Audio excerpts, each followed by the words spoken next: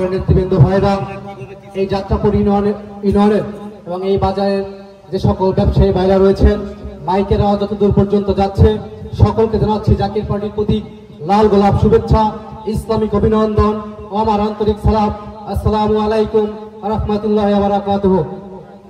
আপনারা জানেন যে জাকির পার্টি যখন এই দেশ একটি ক্লান্তি লগ্নে পড়ে যায়, তখনই জাকির পার্টির চেয়ারম্যান মোস্তফা মীর ফয়সাল মোজাদ্দেদীর নেতৃত্বে এই দেশবাসীকে ঐক্যবদ্ধ করার জন্য আমরা সমগ্র বাংলাদেশে আমরা সভা সমাবেশ করে থাকি।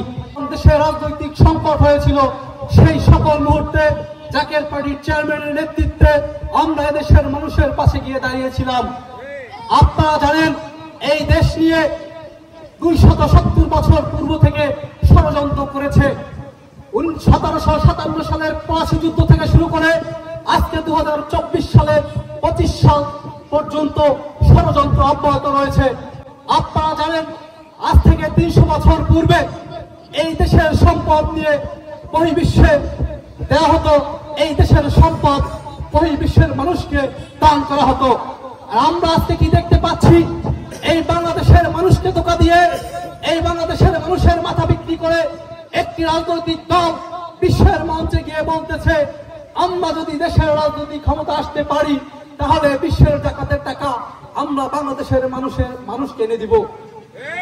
আমি সেই রাজনৈতিক নেতার উদ্দেশ্যে বলতে চাই, 300 বছর পূর্বে এই বাংলাদেশ বিশ্ববাসীকে সহযোগিতা করেছিল। 2270 বছরের পূর্ব থেকে এই বাংলাদেশের মানুষ, তৎকালীন বাংলাদেশের যারা শাসক ছিল তারা এই দেশের সহায়তা বিশ্ববাসীকে দিয়েছিল। এখন কেন আমরা এই বিশ্ববাসীর কাছ থেকে সহায়তা নিব?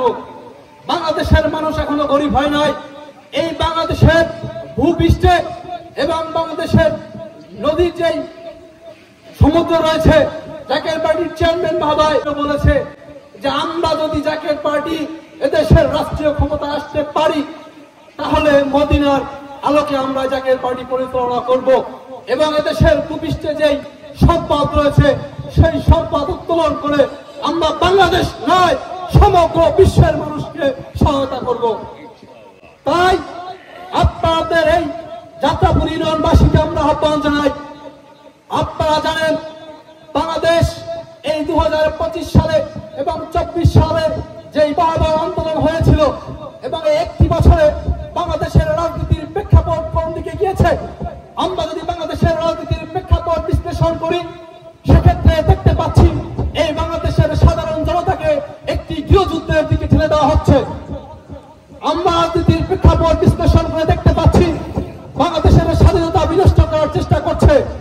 আমরা রাজনীতির প্রেক্ষাপট, বাংলাদেশের রাজনীতির প্রেক্ষাপট বিশ্লেষণ করে দেখতে পাচ্ছি বাংলাদেশের সশস্ত্র বাহিনীকে একটি কুচক্রের মধ্যে ফেরানোর চেষ্টা করছে। আমরা তাদের উদ্দেশ্যে একটি কথা বলতে চাই, জাকির পার্টির চেয়ারম্যান মোস্তফা মীর ফয়সাল মোজাদ্দেদী থাকতে এবং জাকির পার্টির সিনিয়র ভাইস চেয়ারম্যান এবং জাকির পার্টির 21 লক্ষ নেতা কর্মী 3 কোটি সমর্থক থাকতে আমরা এই বাংলাদেশের 1 ইঞ্চি মাটিও কোন দেশের মানুষকে দখল করতে দেব না।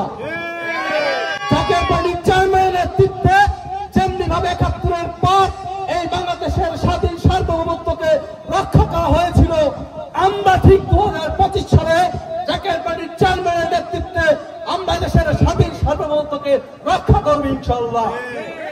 যদি কোন পরাশক্তি এই স্বাধীনতার সার্বভৌমত্বকে নষ্ট করতে চায়, বাংলাদেশের 56,000 বর্গ মাইলের 1 ইঞ্চি মাটি নিয়েও ছিনিমিনি করতে চায়, তাদেরকে জাকির পার্টির চেয়ারম্যানের নেতৃত্বে তা ভাঙা জবাব দেওয়া হবে ইনশাআল্লাহ। আপনারা জানেন আমরা এই 41 দিন এই বাংলাদেশের প্রত্যন্ত ইউনিয়নে 4,554টি ইউনিয়নে এবং 12টি মহানগরের প্রত্যেকটি ওয়ার্ডে জাকির পার্টির নেতৃত্বে এই সাংগঠনিক জনসভা চলমান রয়েছে এবং আমরা করেছি। এই 41 দিনের জাকির পার্টির কর্মকাণ্ডে এদেশের মানুষ বিরক্ত হয় নাই। এই 41 দিনের কর্মকাণ্ডে এদেশের মানুষ জাকির পার্টিকে স্বাগত জানিয়েছে। এই 41 দিনের কর্মকাণ্ডে এদেশের প্রশাসন জাকির পার্টিকে সাধুবাদ জানিয়েছে। এই 41 দিনের কর্মকাণ্ডে বিশ্বের মিডিয়ায় জাকির পার্টির নাম আসছে। কিন্তু 41 দিনের কর্মকাণ্ডে আমরা এদেশের মানুষকে কষ্ট দেই নাই, এদেশের রাস্তাঘাট আমরা ব্লকেট করি নাই। আর আমরা চাই না এদেশের মানুষকে কষ্ট দিয়ে জাকের পার্টি রাজনীতি করুক। আমরা এদেশের মানুষের রক্তের উপরে পাড়া দিয়ে রাষ্ট্রীয় ক্ষমতা যেতে চাই না। যদি সেটি আমরা চাইতাম 1991 সালের নির্বাচনী রাষ্ট্রীয় ক্ষমতা যেতে পারতাম। আমরা চাই এদেশের মানুষ জাকের পার্টির চেয়ারম্যান মোস্তফা আমির ফয়সাল মুজাহিদকে আপনার রাষ্ট্রীয় ক্ষমতায় দিবে এবং এদেশের 18 কোটি মানুষের দাবির প্রেক্ষিতে মোস্তফা আমির ফয়সাল এই দেশের সংসদে প্রধানমন্ত্রিত্ব করবেন। তাই আমরা আপনাদেরকে আহ্বান জানাই, জাকের পার্টির পবিত্র গোলাপ ফুল প্রতীকে আগামী ত্রয়োদশ জাতীয় সংসদ নির্বাচনে একটি ভোট দিয়ে আমাদের রাষ্ট্রীয় ক্ষমতায় যাওয়ার সুযোগ করে দিবেন। আর বিশেষ করে আপনারা জানেন এক একটি রাজনৈতিক দলের এক একটি নির্বাচনীয় পদক্ষেপ থাকে, নির্বাচনের দাবি থাকে। কিছু কিছু রাজনৈতিক দল পিয়ার পদ্ধতি যাচ্ছে, কিছু কিছু রাজনৈতিক দল ভোট কেন্দ্রে যেভাবে নির্বাচন হচ্ছে সেটি যাচ্ছে। কিন্তু জাকের পার্টি আমরা চাচ্ছি ই ভোটিং ব্লক চেইন পদ্ধতি।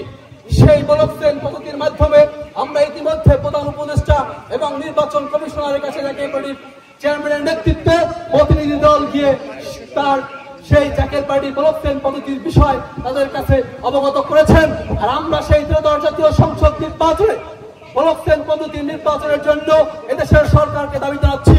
আর আমরা সেই ব্লক চেইন পদ্ধতির নির্বাচনের দাবির জন্য এবং সেটি বাস্তবায়ন করার জন্য যদি প্রয়োজন হয় ঢাকা শহরে আমরা অবরোধ সংগ্রাম করে সেই ব্লক চেইন পদ্ধতি এই ভোটিং বাস্তবায়ন করে ছাড়বো ইনশাআল্লাহ।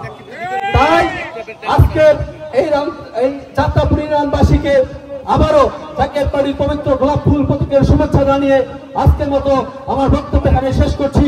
জাকের পার্টি জিন্দাবাদ, বিশ্ববিখ্যাত ফরিদপুর জিন্দাবাদ, মোস্তফা আমির ফয়সাল মুজাহিদি জিন্দাবাদ, বাগেরহাট জেলাবাসী জিন্দাবাদ। আসসালামু আলাইকুম।